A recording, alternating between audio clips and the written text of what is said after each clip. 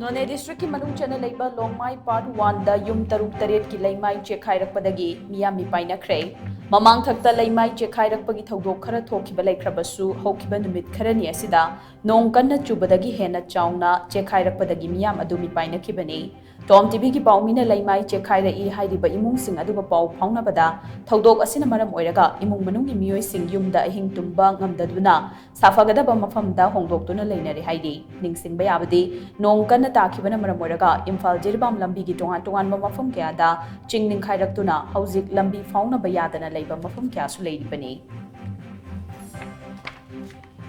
masigi area si akoina pambadi geological department ke expert na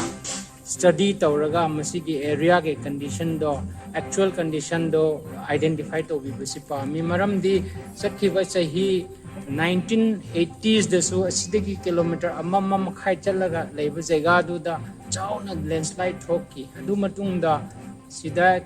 sahi khra ge matung da earthquake chauna nikhiba matam du da so sigi area si yum nikhai ba jega phaniam lei duga loinana mamang gi sahi kharda marang chinggi railway construction area da su chauna landslide thoki dona si NONEY headquarter gi area jaiga sumaina kharada sigumba landslide mudslide gi toina thoki bisen se koina geological gi expert na study to bi bisi pami haina koina